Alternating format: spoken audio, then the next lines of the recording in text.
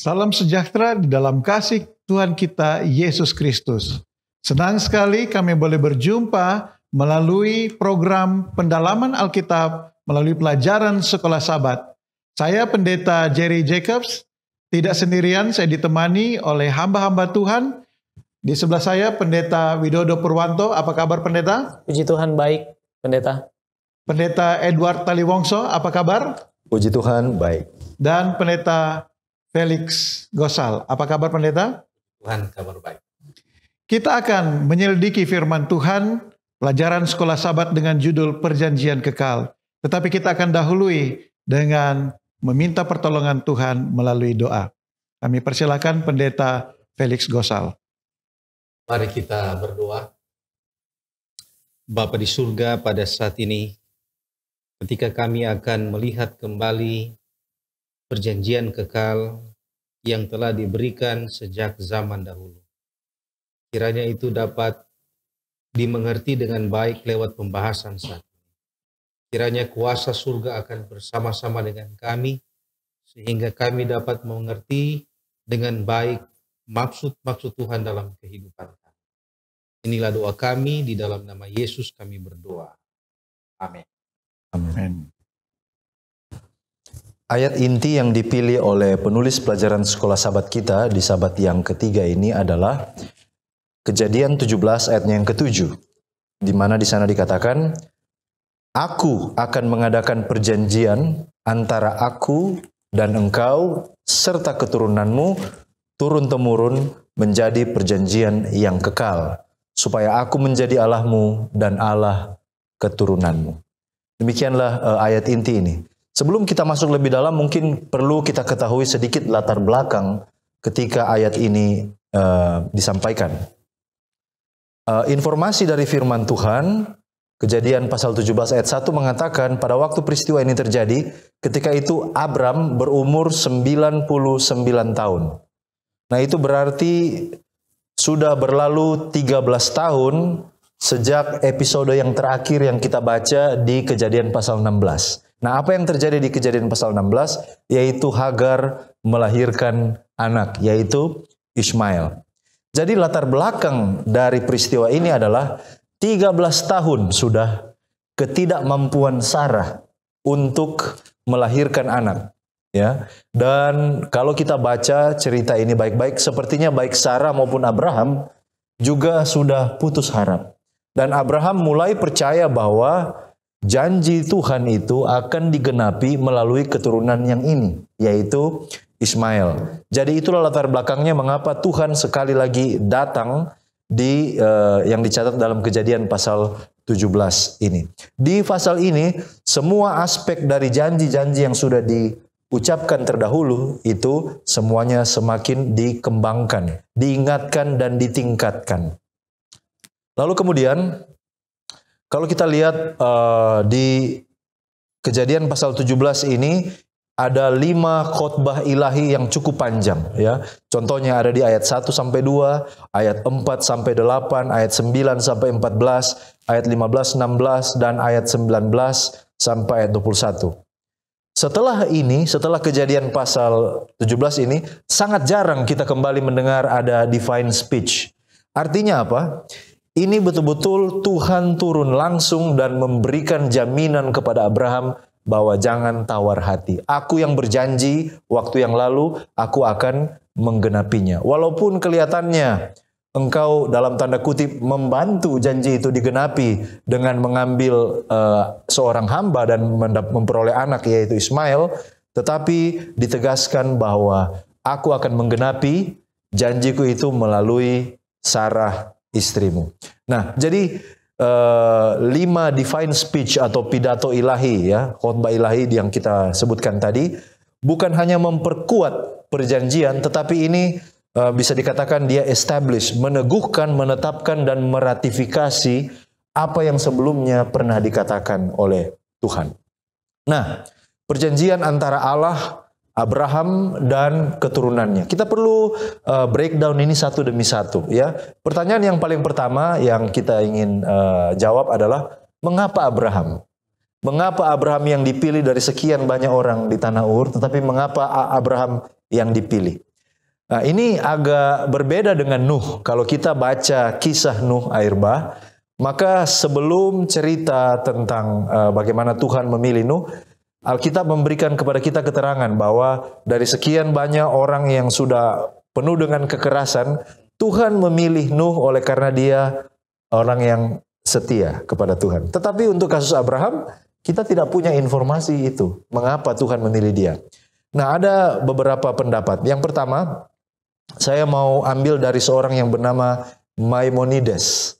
Dia hidup di sekitar tahun 1138 sampai tahun 1200-an. Maimonides ini adalah seorang filosofer Yahudi dan punya pengaruh yang sangat besar terhadap pemikiran-pemikiran Yahudi. Dan dia mengatakan mengapa ada 3 alasan Tuhan memilih Abraham. Alasan yang pertama sebenarnya bukan Tuhan yang memilih Abraham, tetapi Abraham yang memilih Allah. Ya. Lalu kemudian dia katakan dengan kuasa berpikir, Abraham mengambil keputusan bahwa berhala-berhala itu adalah kesia-siaan. Bahkan Abraham ini, menurut Maimonides, dia itu bukan cuma keyakinannya sendiri, orang yang tinggal di rumahnya, orang yang kerja padanya. Di mana saja dia bertemu dengan mereka, dia berdiskusi dengan mereka bahwa sebenarnya ada kekuatan yang lebih berkuasa daripada berhala-berhala yang selama ini disembah oleh nenek moyang mereka. Itu pendapat dari seorang filsuf Yahudi yang namanya Maimonides. Tapi kalau kita bandingkan dengan pendapat dari Roh Nubuat, Ellen White, di dalam buku Patriarchs and Prophets halaman 125, di sana dikatakan alasan mengapa Tuhan memilih Abraham. Alasannya adalah oleh karena walaupun sesudah peristiwa Menara Babel, penyembahan berhala itu semakin marak terjadi, ya, tetapi God preserve a remnant to serve Him. Tuhan itu selalu memiliki umat di setiap masa, di setiap zaman yang Dia jaga untuk dapat melayani Dia. Sejak dari zaman Adam, Set, Enoch, Metusala, Nuh, Sem, itu ada garis yang tidak terputus. Tuhan memelihara, selalu Dia punya satu umat. Lalu kemudian tiba di zaman Abram, anak dari Terah ini dikatakan faithful among the faithless. Dia adalah orang yang tetap setia di antara orang lain yang tidak setia. Uncorrupted by the prevailing apostasy. Dia tidak terpengaruh oleh kemurtadan yang terjadi pada waktu itu. Dia tetap setia kepada penyembahan Allah yang benar. Jadi ternyata pengetahuan tentang Allah yang benar itu tidak sepenuhnya hilang. Dan rupanya Abraham dipilih oleh karena Abraham tetap setia kepada pengetahuan tentang Allah yang benar. Itulah sebabnya mengapa dia memilih Abraham. Lalu kemudian kalau kita belajar tentang perjanjian ini bersifat multi generasi, ya. Oleh karena dikatakan perjanjian antara Allah dengan engkau Abraham dan keturunanmu turun temurun. Lalu kemudian dikatakan ini katanya menjadi perjanjian yang kekal. Nah, apa maksud semuanya ini? Ini adalah ketentuan perjanjian yang disampaikan kepada Abraham antara Allah, Abraham dan benihnya, ya, kata benih yaitu Zerah dari kata Ibrani. Ini sebenarnya mengacu kepada individu, ya, mengacu kepada individu. Dan ini diteguhkan oleh Rasul Paulus dalam Galati 3 ayat 16. Kalau kita baca bagaimana Rasul Paulus memahami arti kata keturunan ini, dia katakan begini, Galati 3 ayat 16. Adapun kepada Abraham diucapkan segala janji itu dan kepada keturunannya. Tidak dikatakan kepada keturunan-keturunannya, jamak, seolah-olah dimaksud banyak orang, tetapi hanya satu orang. Dan kepada keturunanmu, yaitu Kristus. Jadi keturunan yang dimaksud di sini adalah memang keturunan yang dijanjikan itu, yaitu siapa? Yesus Kristus. Nah, perjanjian ini abadi, kekal, atau dalam bahasa Ibrani berit olam. Apa perbedaan ini dengan Nuh? Kalau di zaman Nuh, perjanjian itu diikat antara Allah, Nuh, dan semua makhluk hidup. Artinya apa? Tuhan berjanji tidak akan lagi membinasakan semua makhluk hidup dengan air. Tetapi kalau perjanjian dengan Abraham ini, dia kekal dalam arti cakupan waktunya itu sangat-sangat panjang dan luas. Konsekuensinya juga mereka yang akan menikmati berkat perjanjian Abraham itu akan hidup kekal selama-lamanya. Itulah sebabnya ini disebut sebagai perjanjian yang kekal. Lalu yang perlu kita ketahui bahwa perjanjian ini diikat hanya dengan keturunan Abraham lewat Ishak. Ya, karena di dalam Kejadian 21 ayat 12-13 di sana dikatakan, tetapi Allah berfirman kepada Abraham, janganlah sebal hatimu karena hal anak dan budakmu itu. Dalam segala yang dikatakan Sarah kepadamu haruslah engkau mendengarkannya, sebab yang akan disebut keturunanmu ialah yang berasal dari Ishak. Jadi yang akan jadi keturunan itu hanya yang berasal dari Ishak saja. Nah, apa artinya di sini? Kalau kita lihat contoh Yesus ketika dia berdiskusi dengan orang Yahudi, ahli Taurat, mereka mengklaim mereka adalah keturunan Abraham. Tapi Yesus katakan tidak. Itu dicatat dalam Yohanes pasal 8 ayat 37 sampai 44. Yesus katakan tidak. Engkau bukan keturunan Abraham. Karena seandainya engkau adalah keturunan Abraham, engkau akan mengikuti apa yang diperintahkan oleh bapamu. Tetapi perbuatanmu tidak menunjukkan bahwa engkau keturunan Abraham. Jadi kesimpulannya apa di sini? Yang dimaksud dengan keturunan. Yang dimaksud dengan keturunan itu adalah mereka yang tetap berada di dalam kesetiaan, mereka yang tetap tunduk kepada stipulation of the covenant, ya, tuntutan-tuntutan perjanjian, dan bagi mereka yang bukan keturunan Yahudi secara lahiriah, mereka tetap menjadi bagian daripada perjanjian itu. Oleh karena Galati 3 ayat 7 mengatakan, jadi kamu lihat bahwa mereka yang hidup dari iman, mereka itulah anak-anak Abraham. Saya pikir itulah pendahuluan yang mempersiapkan kita untuk masuk lebih lanjut kepada pembahasan sekolah Sabat ini. Baik, terima kasih Pendeta Taliwongso. Dan kalau kita perhatikan perjanjian yang diadakan oleh Allah dengan Abraham ini, dari Kejadian pasal 12, Kejadian pasal 15 dan 17, kita akan melihat 3 garis besar dari perjanjian itu yang meliputi yang pertama adalah tanah, kemudian keturunan, dan yang ketiga adalah berkat. Ya. Nah, panggilan ini kalau kita perhatikan, ini kontras dengan kutuk yang diterima pada saat manusia jatuh dalam dosa.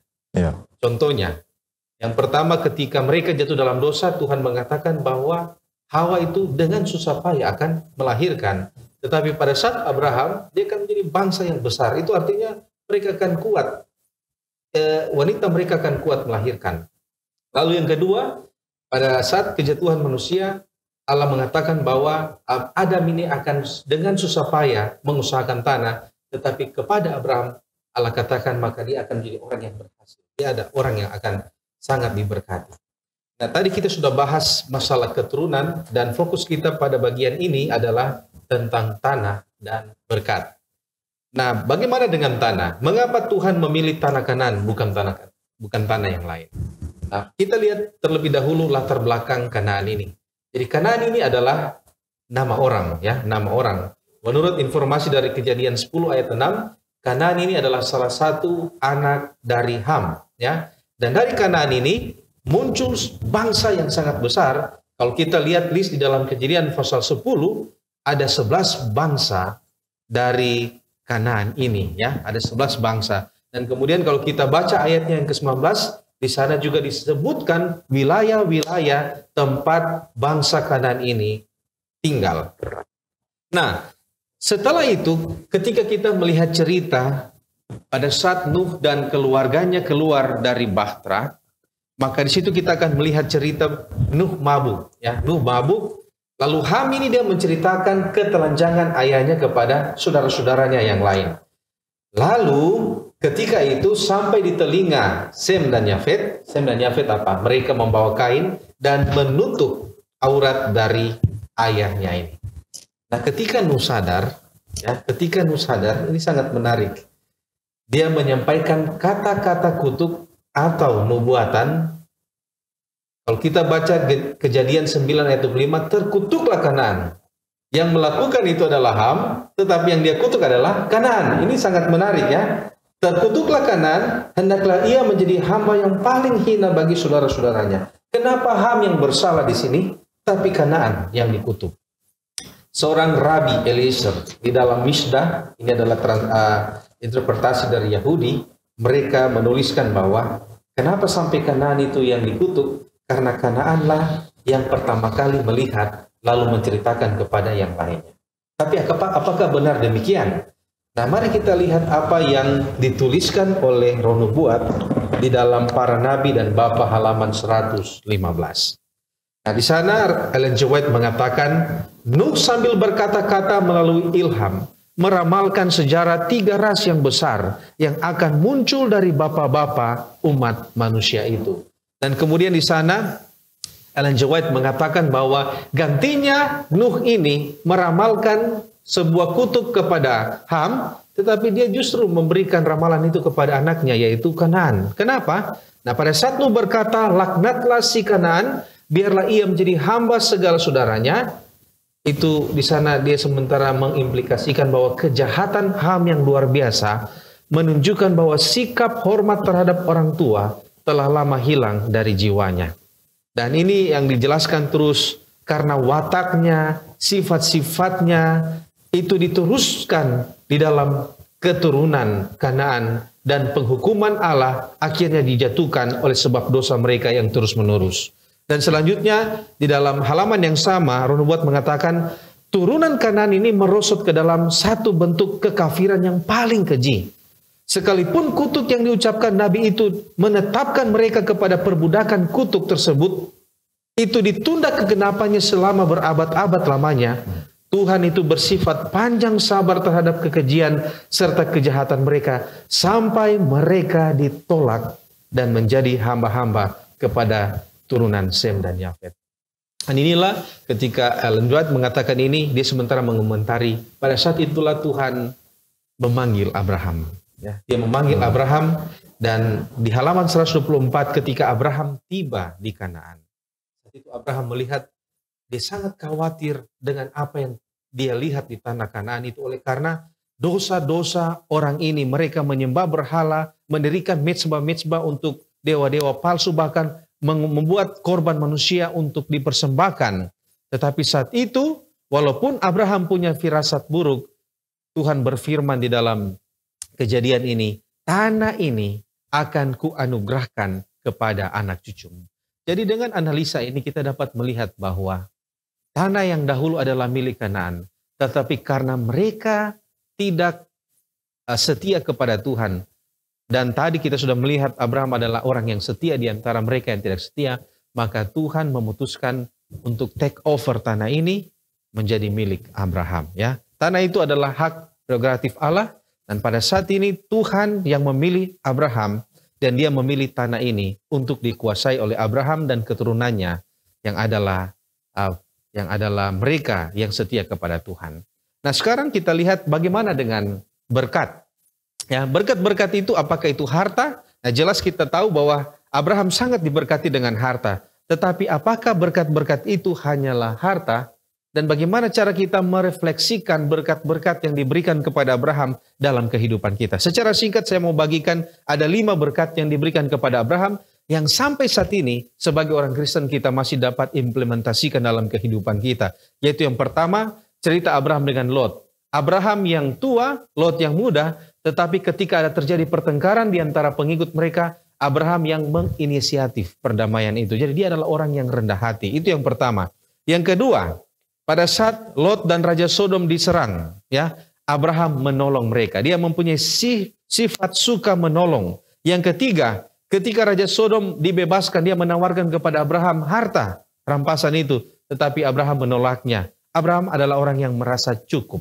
Ya, yang keempat, pada saat dia mendapat tamu yang dia tidak kenal, orang asing datang ke rumahnya, dia menyambut mereka, bahkan menyediakan makanan. Dia adalah orang yang suka berbuat baik. Dan yang kelima, pada saat dia tahu bahwa Sodom dan Gomora akan dihancurkan, dia melakukan doa pengantara untuk tawar-menawar dengan Tuhan. Apa artinya itu? Dia adalah orang yang suka mendoakan keselamatan orang lain. Jadi ada 5 hal yang menjadi berkat pada Abraham itu, dia boleh menjadi berkat bagi orang lain yang dapat kita refleksikan dalam kehidupan kita di dunia Kristen modern ini. Dan kita berbicara mengenai perjanjian, tentu ada terms and condition. Ya, apa itu terms and condition? Dalam menjalankan perjanjian ini dengan Tuhan, kita harus setia kepada perintah-perintah itu sesuai dengan apa yang dikatakan di dalam Ulangan pasal 4 ayat 5-6. Baik, terima kasih Pendeta Felix Gosal. Kalau kita melihat kembali ayat inti kita, maka di sana dikatakan perjanjian yang kekal. Tadi sudah sempat disinggung oleh Pendeta Edward Taliwongso tentang perjanjian kekal itu bersifat universal dan memiliki dampak kepada semua makhluk, serta cakupannya luar biasa panjang. Kita akan lebih memperdalam lagi mengapa ini disebut perjanjian yang kekal. Yang pertama, kita harus melihat perjanjian kekal ini dari kacamata Injil. Sebab menurut Nyonya White dikatakan bahwa di Abrahamic Covenant ini adalah perjanjian kasih karunia Allah, yang intinya adalah Injil itu sendiri. Itulah sebabnya di dalam Markus pasal yang ke-16, beritakanlah Injil kepada semua makhluk. Artinya cakupannya ini memiliki pengaruh dan dampak terhadap semua makhluk. Dan kemudian perjanjian kekal ini bukanlah suatu kebenaran baru. Karena Allah sendiri itu adalah Allah yang kekal, Dia yang membuat perjanjian itu sehingga perjanjian itu sifatnya kekal. Dan kalau kita mau telaah lebih jauh lagi, maka dikatakan bahwa keselamatan umat manusia pernah menjadi tujuan dari konsili di surga.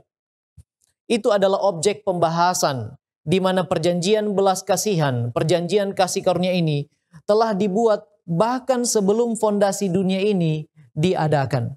Itu telah ada sejak kekekalan. Tidak salah kalau perjanjian itu disebut perjanjian yang abadi, perjanjian yang bersifat kekal. Dan ketika kita melihat dari kacamata ini, dampaknya kepada semua makhluk, maka kita juga akan melihat bahwa perjanjian ini terus diulang-ulangi di dalam Alkitab. Cakupannya panjang. Sejak sebelum fondasi dunia ini didirikan, Allah telah merencanakan perjanjian yang kekal ini dari sejak kekekalan dan kemudian diulang-ulangi lagi.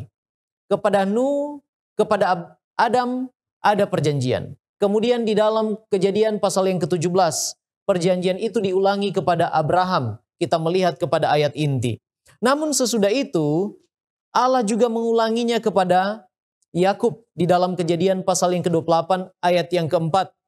Firman Tuhan katakan, moga-moga Ia memberikan kepadamu berkat yang untuk Abraham, kepadamu serta kepada keturunanmu, sehingga engkau memiliki negeri ini yang kau diami sebagai orang asing yang telah diberikan Allah kepada Abraham. Sekali lagi diulangi, diingatkan tentang perjanjian ini.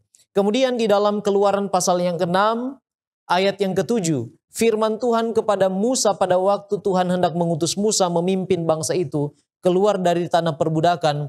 Firman Tuhan katakan kepada Musa, aku akan mengangkat kamu menjadi umatku dan aku akan menjadi Allahmu supaya kamu mengetahui bahwa akulah Tuhan Allahmu yang membebaskan kamu dari kerja paksa orang Mesir.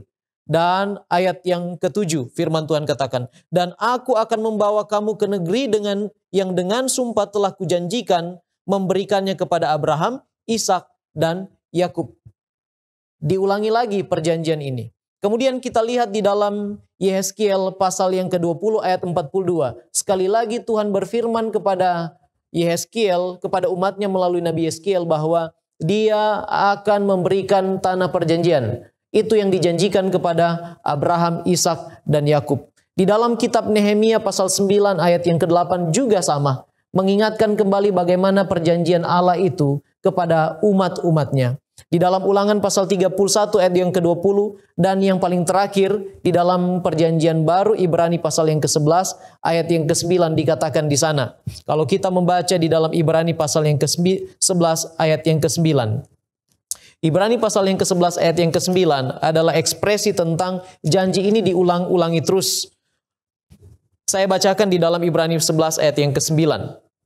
Karena iman ia diam di tanah yang dijanjikan itu, seolah-olah di suatu tanah asing, dan di situ ia tinggal di kemah dengan Ishak dan Yakub yang turut menjadi ahli waris janji yang satu itu. Sebab ia menanti-nantikan kota yang mempunyai dasar, yang direncanakan dan dibangun oleh Allah. Jadi ini diulang-ulangi lagi, dan kemudian menjadi suatu berita keselamatan yang membawa dampak positif kepada kita yang sudah hidup di dalam dosa. Supaya kita ketika melihat janji ini dalam kacamata Injil, maka kita memiliki pengharapan walaupun kita hidup di dalam dosa. Saya pikir ini menjadi penting untuk mengerti kenapa perjanjian itu disebut perjanjian yang kekal. Baik, pendeta. Di dalam perjanjian lama kita menemukan ada beberapa jenis perjanjian. Ada perjanjian dengan oknum atau pihak yang setara, dan ada juga perjanjian di antara dua pihak yang tidak setara. Misalnya seperti raja yang berkuasa dengan raja yang sudah ditaklukkan. Di dalam perjanjian dua belah pihak yang tidak setara ini, biasanya kita dapati bahwa pihak yang pertama akan memberikan syarat dan ketentuan yang harus dipatuhi oleh pihak yang kedua. Nah, pihak yang kedua memiliki tanggung jawab untuk memenuhi segala syarat dan ketentuan. Sehingga kita melihat bahwa di dalam praktek dari perjanjian antara dua pihak yang tidak seimbang ini, biasanya pihak kedua yang selalu menjadi korban. Dan apabila dia gagal untuk memberikan misalnya upeti secara rutin kepada pihak pertama yang memberikan syarat dan ketentuan tersebut, maka akan berakibat fatal. Bisa jadi dia akan dimusnahkan, kerajaannya, wilayah kekuasaannya, dan masyarakatnya akan dimusnahkan. Sekarang kita akan lihat perjanjian Abraham dengan Tuhan, di mana ini adalah perjanjian yang tidak seimbang antara Allah yang Maha Kuasa dengan Abraham. Tetapi kalau kita melihat bagaimana perjanjian ini dibuat untuk pertama kali di dalam Kejadian 15 ayatnya yang ke-17, kita melihat bahwa sesudah terms dan condition itu diberikan kepada Abraham, maka sebenarnya Abraham yang harus mengadakan langkah untuk melakukan perjanjian itu, melangkahi hewan-hewan kurban yang telah dia kurbankan di dalam Kejadian 15 ayat 17 tadi. Disebutkan di sini sebagai berikut. Ketika matahari telah terbenam dan hari menjadi gelap, maka kelihatanlah perapian yang berasap beserta suluh yang berapi lewat di antara potongan-potongan daging itu. Suluh yang berapi ini adalah simbol atau yang melambangkan Tuhan.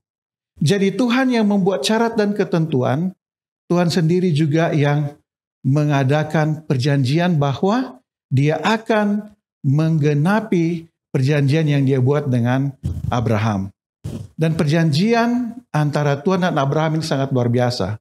Oleh karena Tuhan yang menyediakan dan memampukan Abraham untuk memenuhi janji-janji yang telah mereka sepakati. Yang kedua, Tuhan menyiapkan berkat.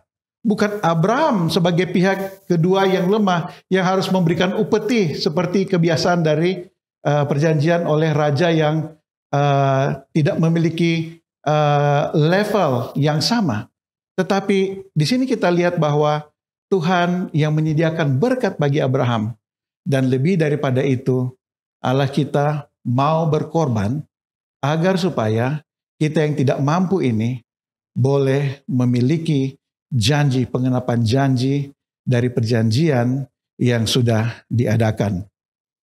Dengan begitu banyak berkat yang Tuhan sudah berikan kepada pihak kedua yang telah bersepakat di dalam perjanjian ini, seringkali di pihak kita manusia melakukan banyak sekali pelanggaran. Kita gagal di dalam menepati akan perjanjian tersebut. Disebutkan di dalam kitab Ulangan pasal 28, ada begitu banyak janji berkat yang Tuhan siapkan. Tetapi kalau kita melanggar, maka ada kutuk yang harus diterima bagi pihak yang melanggar dan tidak menepati janji-janji tersebut. Kita bisa baca dalam Ulangan 28 ayat 1 sampai ayat 6. disebutkan sebagai berikut. Jika engkau baik-baik mendengarkan suara Tuhan Allahmu dan melakukan dengan setia segala perintahnya yang kusampaikan kepadamu pada hari ini, maka Tuhan Allahmu akan mengangkat engkau di atas segala bangsa di bumi. Segala berkat ini akan datang kepadamu dan menjadi bagianmu jika engkau mendengarkan suara Tuhan Allahmu. Diberkatilah engkau di kota, diberkatilah engkau di ladang, diberkatilah buah kandunganmu, hasil bumimu dan hasil ternakmu, yaitu anak lembu sapimu dan kandungan kambing dombamu. Diberkatilah bakulmu dan tempat adonanmu. Diberkatilah engkau pada waktu masuk dan diberkatilah engkau pada waktu keluar. Dan seterusnya, berkat-berkat itu dijanjikan. Tetapi kalau melanggar, akan ada kutuk. Ayat 15, kita mulai masih di dalam Ulangan 28. Tetapi jika engkau tidak mendengarkan suara Tuhan Allahmu dan tidak melakukan dengan setia segala perintah dan ketetapannya yang kusampaikan kepadamu pada hari ini, maka segala kutuk ini akan datang kepadamu dan mencapai engkau. Terkutuklah engkau di kota dan terkutuklah engkau di ladang, terkutuklah bakulmu dan tempat adonanmu, terkutuklah buah kandunganmu, hasil bumimu, anak lembu sapimu, dan kandungan kambing dombamu. Terkutuklah engkau pada waktu masuk dan terkutuklah engkau pada waktu keluar. Pilihan ada di tangan kita. Kita juga memiliki perjanjian dengan Tuhan. Dan saya percaya kita semua akan memilih untuk taat kepada perjanjian kita dengan Tuhan, sehingga kita akan diberkati oleh Tuhan. Ya, penulis pelajaran sekolah Sabat menghubungkan antara perjanjian dan Injil. Itu ada di pelajaran hari Minggu. Pertanyaannya adalah sebenarnya apa korelasi antara perjanjian ini dan Injil? Apa manfaat daripada Injil? Sebenarnya pada intinya Injil itu mengingatkan perjanjian bahwa akan ada berkat, bahwa akan ada kanan surgawi, bahwa ada pengharapan bagi umat manusia. Nah, apa hubungan antara Injil dan perjanjian? Rupanya nuansa ini ditangkap oleh Rasul Paulus. Kalau kita baca Galati pasal 3 ayat yang ke-8, Rasul Paulus mengatakan, dan kitab suci yang sebelumnya mengetahui bahwa Allah membenarkan orang-orang bukan Yahudi oleh karena iman, telah terlebih dahulu memberitakan Injil kepada Abraham. Kita pikir Injil itu nanti di perjanjian baru. Kita pikir Injil itu Matius, Markus, Lukas, Yohanes. Ternyata Rasul Paulus mengatakan Injil itu sudah diberitakan kepada Abraham. Itulah perjanjian yang kita diskusikan sekarang ini. Yaitu olehmu segala bangsa akan diberkati. Jadi memang benar perjanjian dan Injil, covenant dan gospel itu adalah dua hal yang tidak bisa dipisahkan. Lalu kemudian Injil itu Rasul Paulus katakan dalam Roma 1 ayat 16 itu adalah kekuatan Allah. Kekuatan karena Injil adalah kekuatan Allah yang menyelamatkan setiap orang yang percaya. Pertama-tama orang Yahudi dia katakan, tetapi juga orang Yunani dan kita semua yang non-Yahudi. Galati 3 ayat 14. Ayat ini dimulai dengan kata-kata ini. Yesus Kristus telah membuat ini. Apa yang dibuat oleh Yesus? Sangat banyak, tetapi kita tidak punya cukup waktu untuk membahas. Tetapi Yesus Kristus telah membuat ini, Galati 3 ayat 14, supaya di dalam Dia berkat Abraham sampai kepada bangsa-bangsa lain, sehingga oleh iman kita menerima roh yang telah dijanjikan itu. Jadi melalui Yesus Kristus, perjanjian kepada Abraham boleh sampai kepada saya yang non-Yahudi. Nah, sebenarnya apa itu Injil? Injil itu berasal dari bahasa Yunani Evangelion, yang artinya good news that brings joy to the receiver, ya, sukacita atau kabar baik yang membawa sukacita kepada orang yang menerimanya. Kata evangelos atau messenger, mereka yang membawa pekabaran itu, di New International Dictionary of New Testament Theology mengatakan, Evangelios, messenger, is one who brings a message of victory or other political or personal news that causes joy. Jadi dalam konteks waktu itu, peperangan, seorang yang datang dari medan peperangan, lalu kemudian peperangan yang hampir dikalahkan oleh karena kalah jumlah. Tetapi orang itu datang, dia kembali ke benteng, lalu kemudian dia berkatakan bahwa kita memenangkan pertempuran itu. Pada waktu orang di dalam tembok kota mendengarkan berita ini, mereka katakan Evangelion. Ini adalah apa? Kabar baik. Jadi bukan hanya sekedar kabar baik, tapi ini adalah kabar baik dari situasi yang tidak berpengharapan. Itulah arti Injil. Dan itulah hubungan antara perjanjian Abraham dan Injil yang kita pelajari pada saat ini. Saya pikir itulah kaitannya. Baik, terima kasih. Ketika kita berbicara mengenai perjanjian, sebenarnya siapa pihak-pihak yang terlibat di dalam perjanjian tersebut? Nah, di dalam Alkitab, pihak yang terlibat di dalam perjanjian itu hanya dua pihak, ya. Pihak yang pertama itu adalah Allah sendiri, dan pihak yang kedua itu adalah manusia. Di dalam menjalankan perjanjian, tentu ada hubungan satu dengan yang lain. Apa hubungan antara pihak satu dengan pihak kedua? Ya, sama seperti kalau kita membuat perjanjian di atas dunia ini, pihak satu itu siapa, pihak yang kedua itu siapa? Nah, di dalam Alkitab ada beberapa hubungan yang digambarkan ketika Tuhan memberikan perjanjian dengan manusia. Yang pertama yaitu perjanjian antara Tuhan yang adalah pencipta dengan manusia yang diciptakan. Lalu yang kedua antara Bapa dan anak, dan yang ketiga adalah pemimpin dan umatnya, dan ada satu lagi sebenarnya, yaitu antara Allah dan musuhnya. Luar biasa ini ya. Ketika Adam dan Hawa mereka melanggar hukum, mereka tidak setia kepada Tuhan di dalam Taman Eden, mereka lari dari Tuhan, Tuhan yang mencari mereka dan mengadakan perjanjian itu. Nah, pada saat ini secara singkat ada 4 fakta yang akan kita lihat berkaitan dengan perjanjian antara dua pihak ini, pihak yang pertama dan pihak yang kedua. Fakta yang pertama, kalau kita lihat di dalam Alkitab, bahwa pihak yang kedua ini atau manusia ini tidak pernah terlebih dahulu memulaikan perjanjian.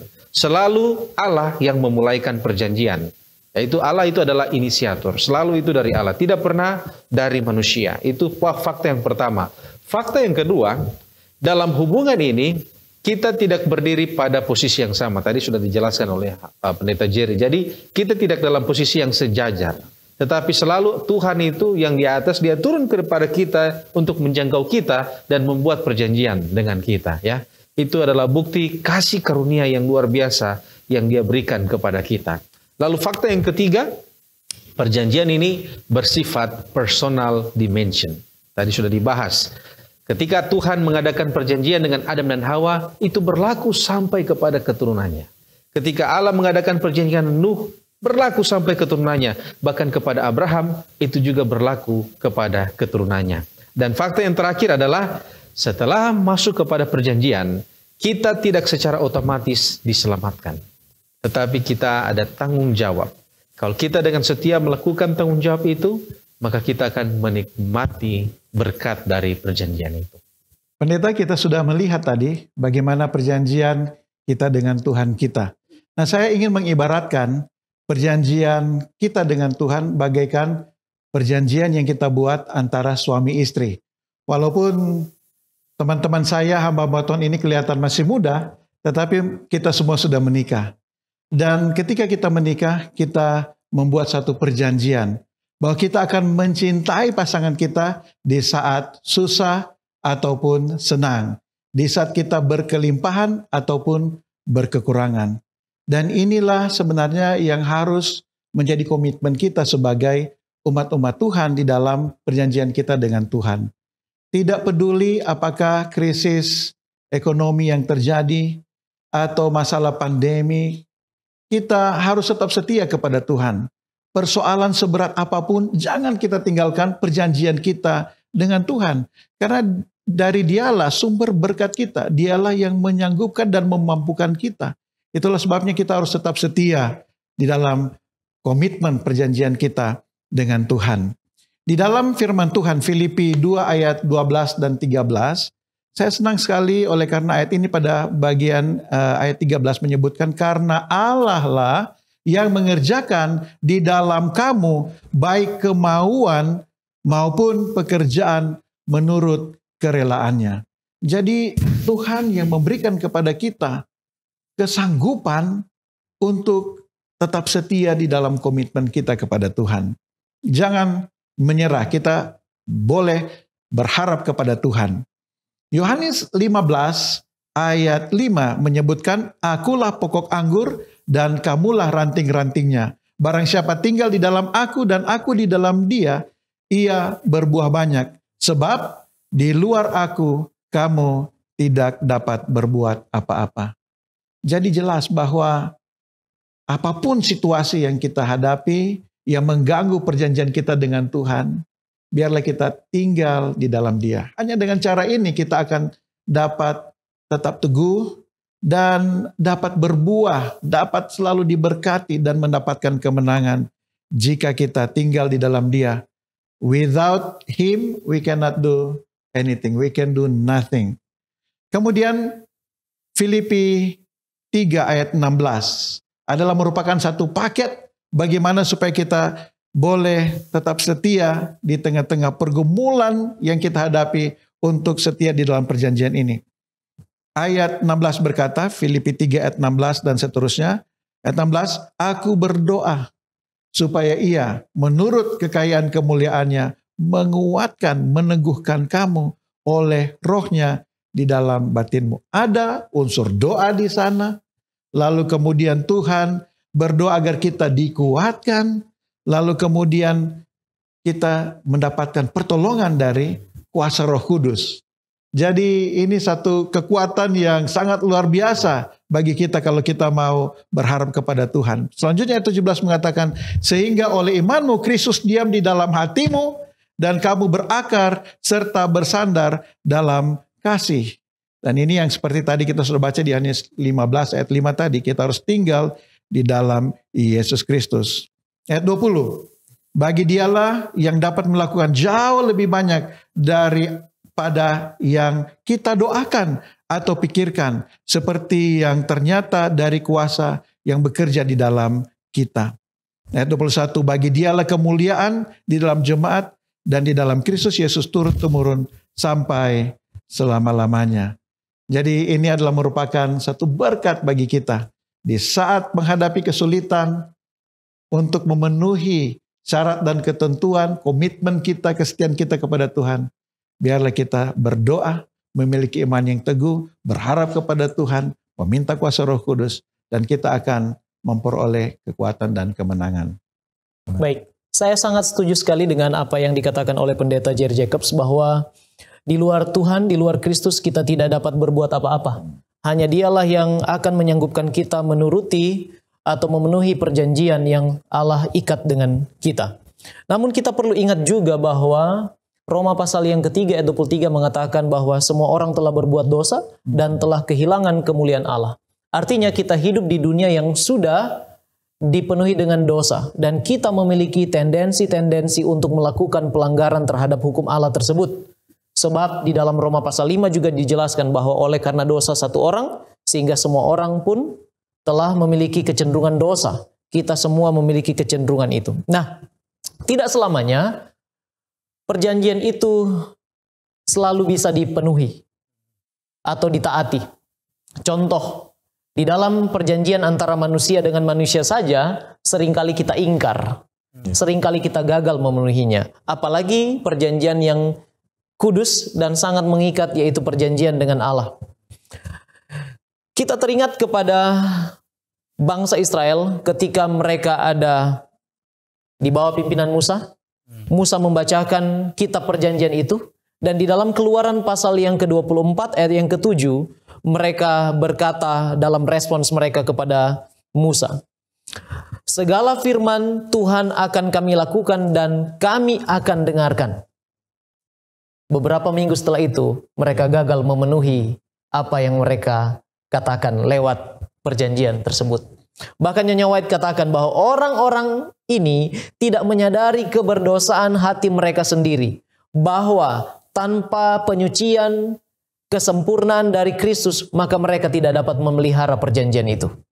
Saya baca dari buku Nyonya White, The Faith I Live By, halaman 78 paragraf yang ketiga. Mereka merasa mampu menegakkan kebenaran mereka sendiri. Mereka merasa mereka sudah sanggup. Oleh karena ketika perjanjian itu disampaikan, maka mereka merasa, wah, saya bisa memenuhi. Padahal singkat sesudah mereka menyatakan komitmen mereka, mereka gagal dan pada akhirnya melanggar. Apa artinya? Abraham juga tidak sempurna menuruti perjanjian itu. Dia beberapa kali jatuh ke dalam pelanggaran, tetapi kabar baiknya adalah ketika kita melihat kelemahan-kelemahan kita, maka seperti bangsa Israel, sesudah mereka gagal, mereka diarahkan pandangan iman mereka kepada Tuhan Yesus. Daud diampuni, Abraham juga diampuni, dan Injil kebenaran tentang pengampunan yang disampaikan kepada mereka sama juga yang disampaikan kepada kita ketika kita gagal memenuhi tuntutan-tuntutan perjanjian itu. Saya bacakan kembali di dalam buku The Faith I Live By halaman 78 paragraf yang ketiga, dia katakan seperti ini. Mereka tidak dapat mengharapkan perkenanan lagi dalam perjanjian yang telah mereka langgar. Dan sekarang mereka melihat keberdosaan mereka serta kebutuhan akan pengampunan. Mereka harus datang kepada juru selamat yang pada waktu itu dilambangkan dengan anak domba yang disembelih. Itulah sebabnya jalan keluar bagi kita ketika kita tidak mampu memenuhi tuntutan-tuntutan perjanjian itu adalah datang kepada Tuhan. Mengaku bahwa kita ini manusia berdosa dan jangan pernah menganggap diri kita mampu, bijak, kuat tanpa campur tangan Tuhan. Pengampunan itu selalu ditawarkan dan itu adalah inti dari Injil perjanjian kekal yang Tuhan ingin kita mengerti di dalam perjalanan iman kita. Mari kita tunduk kepala dan kita serahkan semua perjalanan rohani kita kepada Tuhan di dalam memenuhi tuntutan perjanjian Allah yang kekal. Bapa kekal yang bertahta di dalam kerajaan surga, kami bersyukur kami boleh belajar daripadamu melalui pelajaran sekolah Sabat. Kami diingatkan bahwa Allah yang kami sembah adalah Allah yang mengikat perjanjian yang kekal, yang membawa berkat dalam kehidupan kerohanian kami, yang telah membuat kami berpindah dari maut kepada hidup, dan akan menuntun terus kami sampai kepada hari Maranatha, di mana kami akan mewarisi Kanaan surgawi yang Tuhan telah janjikan. Kami hanya dapat memenuhi itu Tuhan, jikalau kami bergantung kepadamu. Dan jikalau hari-hari perjalanan kami bersama dengan Tuhan seringkali kami gagal, kami tahu cara yang terbaik adalah mengaku dosa kami, supaya Tuhan akan mengampuni kami, dan kemudian memberikan hati yang baru, seperti Engkau memberikannya kepada bangsa Israel. Kami memohon semua ini ya Tuhan, di dalam nama Yesus Kristus, Tuhan dan Juru Selamat kami. Amin. Amin.